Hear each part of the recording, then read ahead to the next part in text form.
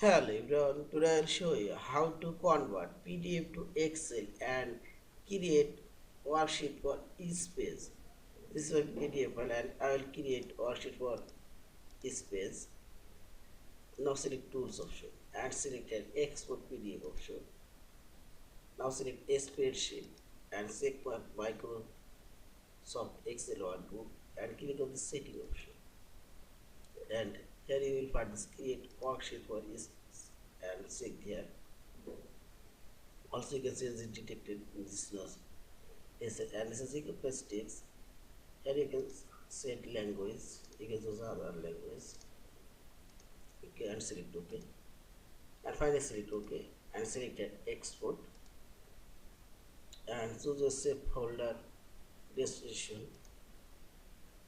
Also, you can change this file name and select save and see this.